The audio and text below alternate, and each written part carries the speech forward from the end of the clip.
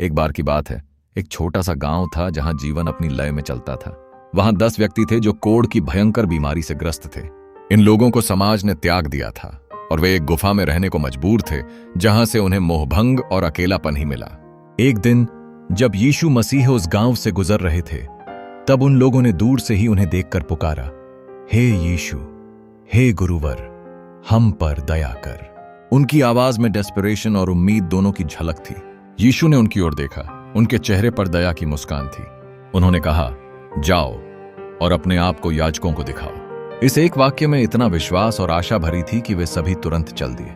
जैसे ही वे चलते गए, उन्हें महसूस हुआ कि उनका शरीर खुशहाल और स्वस्थ हो गया है। उनका कोढ़ गायब हो चुका था और उनके दिल में आश्चर्य और खुशी का एक नया संसार खिल उठा।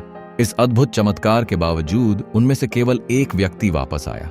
वह यीशु के चरणों में गिर गया और आभार के आंसुओं के साथ बोला, हे प्रभु, धन्यवाद, आपने मुझे नया जीवन दिया है। यीशु ने मुस्कुराते हुए प्रश्न किया, क्या 10 व्यक्ति चंगे नहीं हुए थे? फिर यह एक ही क्यों लौटा? क्या और कोई आभार व्यक्त करने नहीं आया? इस प्रश्न में एक गहरी सच्चाई छुपी थी जो हमें सोचने पर मजबूर करती है। यीशु ने उस व्यक्ति से कहा, उठो, तुम्हारा विश्वास और आभार तुम्हें पूरी तरह से चंगा कर चुका है। इस घटना ने हमें यह सिखाया कि आभार की शक्ति कितनी महान होती है। हम में से बहुत लोग अनगिनत आशीर्वादों का अनुभव करते हैं, स्वास्थ्य, परिवार, भोजन, जीवन, लेकिन अक्सर धन्यवाद करना भूल जाते हैं। इस कहानी से हमें यह समझ में आता है कि सच्चा आनंद और परमेश्वर की कृपा तब प्रकट होती है जब हम आभार के साथ जीवन जीते हैं।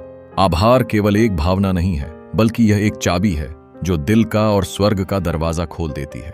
आभार जीवन का आधार बनकर हमें खुशियों के नए आयामों की ओर ले जाता है।